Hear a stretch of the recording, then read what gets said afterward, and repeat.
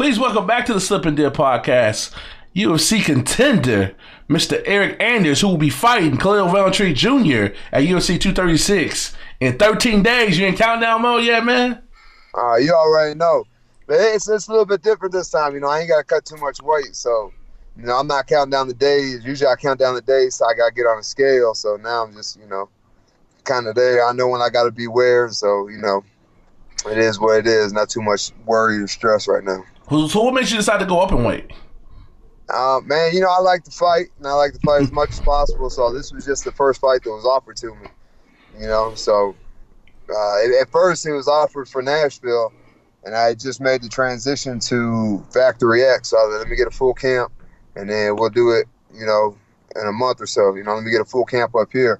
And then it turned out to be the better thing, you know, because, you know, that Nashville card was stacked. You know, it was a good card, but, you know, I think that this card is a little bit better. 2 title fights, you know, pay-per-view. We're the fight before the co-main event, so, you know, it's a little bit more favorable position. How much does that make a difference fighting, like, you the first fight of the night versus you fighting, like, outside of the main and co-main? How much does that make a difference mentally? Man, really the only thing that changes is the time that you show up to the arena and stuff like that. You know, for me, it's just business as usual, you know, but I just feel like with the main event and the co-main, there's going to be a lot of eyes on this card. So, you know, I go out there and do what I do and, you know, have a whole lot more eyes on me watching me do what I do. Absolutely, man. So how's it been, you know, preparing for this fight? You know, you're on that 2-fight losing streak. Like, are you feeling that pressure to go out there and get that dub? Like, have you made any drastic changes in preparation, or is it just, you know, you got to just go out there and do what you do best? Man, you know, I don't feel any pressure, you know. This is very much so what have you done for me lately sport. You know, You see that with Eddie Alvarez, Demetrius Johnson, you know, guys, you know, get traded away, get cut, and all this other stuff. So, you know, it's definitely imperative to get a win, and that's what I try to do every time I go out there and fight. But, you know, I'm just approaching this like it's any other fight.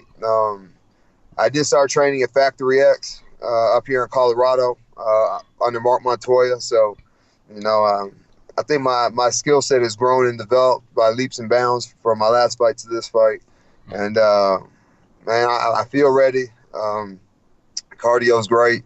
So, you know, like you said, we just count down the days so we get in the cage.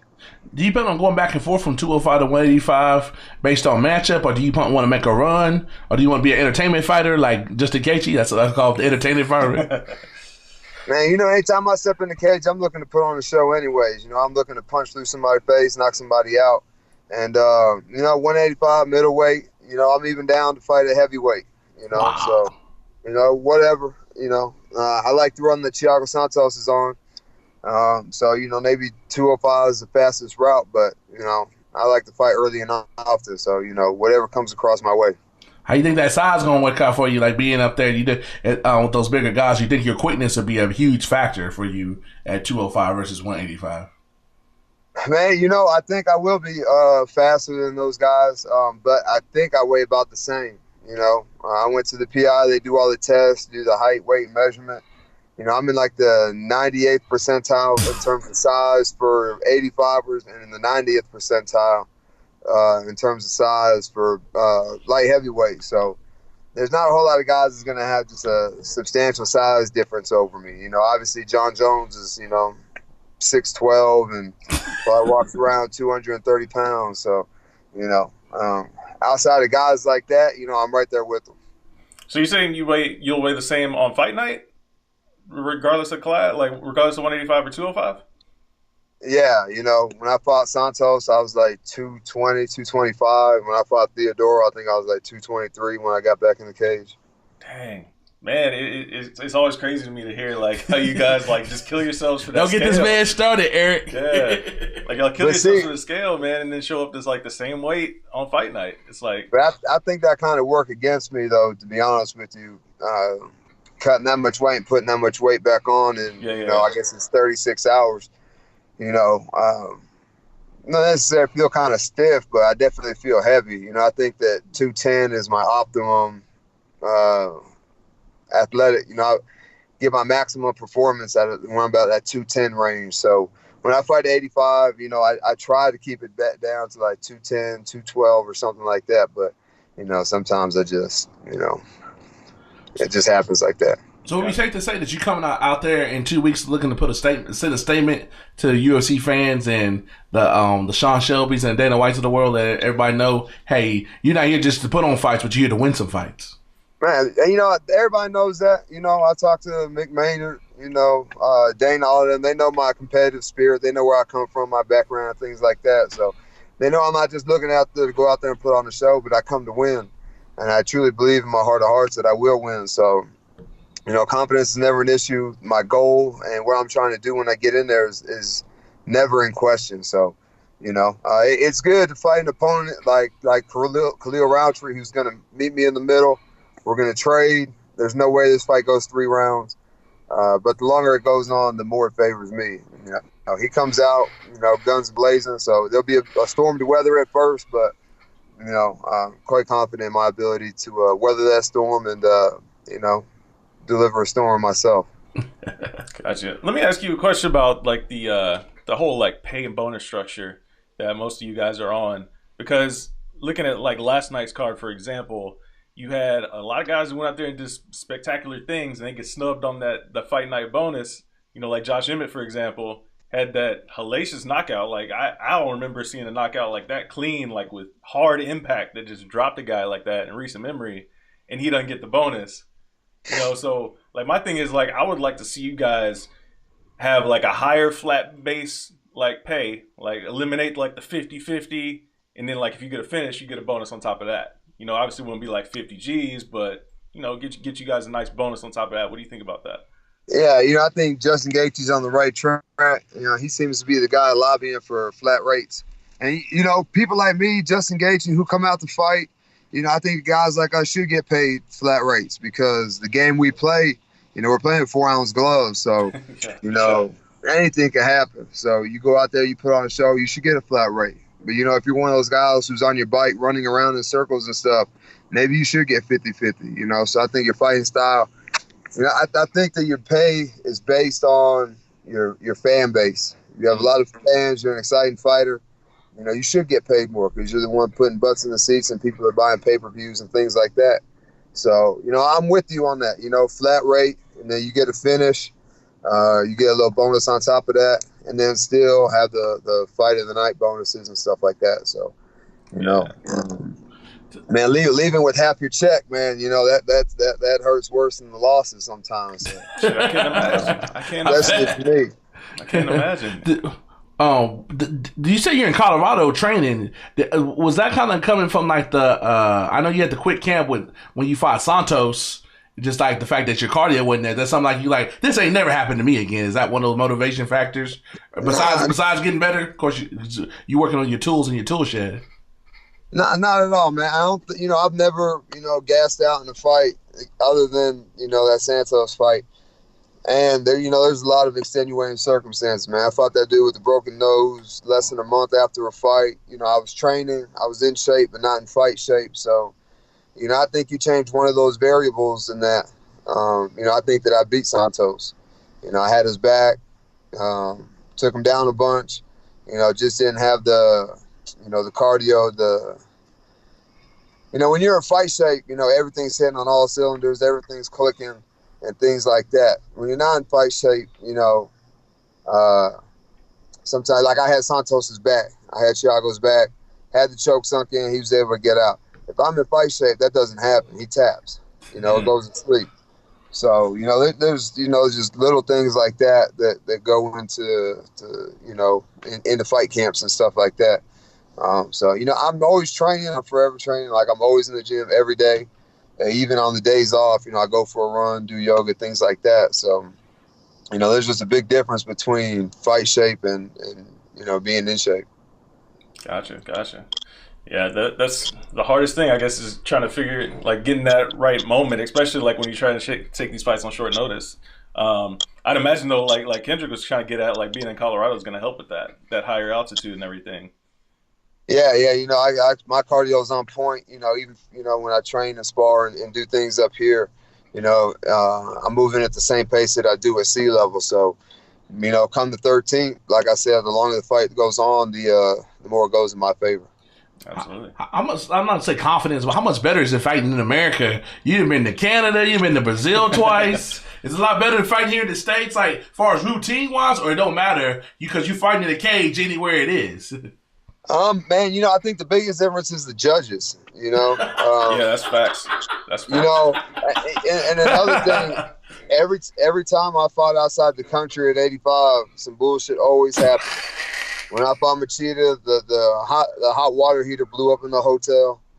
So, it was a pain in the ass. I had to walk around Brazil. Thank God it was hot. It was summertime. It was like 100 degrees with 100% humidity. So I was just walking back and forth for 45 minutes to shed those last few pounds. In Canada, the sauna wasn't working. So, there's just always something that goes on. And not saying like America's perfect, but, if something happens, it's easy to get somewhere else where I can finish cutting weight. So outside of that, man, I don't care where I fight. I just, want a fair shake. I truly feel like I beat Machida. But the judges, was fought in his hometown. They gave him. I feel like I beat Theodoro, but the judges gave it to him. I think if those fights happen the exact same way in America, I think those go my way. So, I think the one loss that I truly lost was Thiago. Yeah, I mean, I think there's a lot of people that would agree with that. For various different reasons, and again, like that short notice thing is. Crazy things always happen on short notice, man. We see like big upsets, and then we see guys that probably should get it done, just come up short for whatever reason. But it's a crazy game you guys play, anyways. You guys are the most dangerous sport in the world. Man, I'm down to do that short notice stuff all the time, anytime. They know who to call when they need somebody, so. I'm down for that. We know you're a chill guy, Eryk, but outside the cage, are you about that life? You say you that silent guy. Like if somebody tried you on the low, you let them know, hey, I fight the UFC, but you're not going to stick your chest out. Because it seems like some of these fighters, more and more, because like I took Matt, we went to the Earl Spence fight, and he saw how the boxing culture, people about that life, like if they call a fighter out, they'll try to come up to his people, and like, I used to be on Twitter, well, on MMA, that's the opposite. They talk all this noise about you, F roll tide, da, and see you and be all up in your face and smiling. If somebody would ever try you, would you like really let them know, like, hey, I'm a UFC fighter, don't mess with me? I mean, I don't never just come out and say I'm a UFC fighter, but I will defend myself. If someone's talking trash, I don't care, man. Say what you want. Because you already know when you see me, you're not going to talk like that. So when people on Twitter, I just shoot them the gym's address and tell them what time I'll be there. If they want to show up, they can show up. Open invite anytime. But you already know they don't ever show up because they already know what it is, So I don't let it bother me. Now, if someone like comes up and puts their hands on me, my wife, somebody I'm with, then there's no talk. It's action. So, it really depends on the circumstance. But I don't ever be like, yo, I'm a UFC fighter. You don't want to mess with me. If you messing with me, you messing with me, UFC fighter or not. We don't want those problems. Nah. Yeah, because you got that Bama sound, so I already know. You better with the roll tide. Y'all already wild in y'all own right. I'm sure there's some cats that could be people that don't fight, that fight in the UFC. They're just athletic, right? Some of your if they like focus on fighting, they be hell of a fighters. Man, the first person that jumps off my head, someone always asks me that, who is somebody that you played with that would be a great MMA fighter? And the first person that always jumps out off the top of my head is a guy named Mark Barron. He's a linebacker. He plays for the Rams, and he just got traded. Yeah. Man, he's probably the most natural athlete I've ever seen in my life. The dude played running back and linebacker in high school, and then they put him at safety, and he was an All-American first-round draft pick. Usually people move forward. They go from safety to linebacker, defensive line, defensive end to interior lineman. Very rarely do they move backwards. And usually it's because of a size thing. They get too big, they're too slow, they're whatever. But Mark Barron, you could put him anywhere on the field, and he's very well put together, fast, explosive. He'd probably learn how to fight really quick. I'd imagine that he'd pick up the wrestling and jiu-jitsu. He's cock strong. Him and Julio Jones, I think, would be fantastic MMA fighters. Yeah, man. It's interesting seeing like more and more guys like actually come from football. And what's the one guy coming over from the NBA now? Are you talking about Royce White? Yeah, Royce White's coming over from the NBA, which is crazy, like considering the pay difference. But Tim Duncan, he's sparring. Yeah. Man, I think the basketball players would make the best MMA fighters because they already have the footwork and the length. You know, how many? Yeah, the whole gang of John Jones is showing up. They're super athletic. Those guys are like 220. So they can fight at light heavyweight. You know, they're super tall, athletic, powerful guys. You know, but I just think it's the mindset. You know, you see somebody in basketball barely touch them and they scream, and you know, LeBron James be rolling around on the ground like it's a World Cup. You know, so you see football players, they're about that. You know, they already like it's a contact sport. They're running full speed. So, man, you just teach them how to do it, they'll do it. You know, I think Greg Hardy's a good example. Brandon Schwab. There's a lot of guys that came from football to MMA. Not so much basketball to MMA, you know. So yeah. Even guys at the college level, high school level, those guys would be the best MMA fighters. Yeah, no doubt. I think we're gonna have Greg back on the show again next week, I believe. So yeah, he's gonna be interesting to see what he's gonna look like his next time out too. See if he can. Yeah, how old is he? He's right at 30. Yeah. Oh yeah, so he got plenty of youth left, and his body ain't banged up. So and he's in a shallow ass division too. Right. Hey, what? He's in a shallow ass division too. Oh yeah, I think there's only is he a heavyweight? Yeah, he's heavyweight. Yeah. Yeah, I think there's only like 30 heavyweights on the UFC roster. So exactly, you know, there's a shortage of big athletic guys. Yeah, there's a lot of people tripping over his promotion, though. You know, he got DQ'd in that first one. He gets another co-main slot. A lot of people are tripping over the. You're talking about Greg Hardy? Yeah. Man, but you know, he's so young, man. Dude's only had like four or five fights. So, man, a dude like Greg Hardy, he's operating off instinct and not so much skill right now. So he saw a dude in a vulnerable position. His body was probably just on autopilot. You know, he wasn't thinking legal, illegal. He was like, man, I'm trying to knock this dude out, trying to get him out of here. So, you know, I don't think that knee to the face was intentional. But I think a lot of people want to see that dude fight, man. You know, he's a football player of the highest caliber. You know, he's a Pro Bowler. I only played in college. You know, so he's on a whole nother level. You know, so you know, I get why people see him. And, you know, the whole redemption story, just that and the third. So there's several narratives that they can give Greg Hardy to help him sell tickets and stuff like that. And before we let you go, Eryk, why do you get your hand raised, and what's your mindset going in for the 2019, trying to turn things around after a rough 2018? Man, you know, I'd like to fight 4 times again. You know, I'm down to travel outside the country, but man, I want a fair shake. You know, I try to knock everybody out. Everybody knows that I try to put people away. So, you know, I don't think that, you know, people just touching me with their big toe and running around in circles, that should count as a win, you know? Yeah. So, but man, you know, I'd like to fight 4 times, you know, middleweight, light heavyweight, it's all good, you know, wherever. You know, I fight when and where I can. So, you know, I want to see the world, so I'm down to travel outside America, you know, but, you know, I'm undefeated in America, so, you know, maybe we keep it here for a little bit. There he is, Eryk Anders, UFC 236, going down, UFC 236, a few days away against Khalil Roundtree, man. Best of luck. Can't wait to see the fight, man, and see you get your hand raised.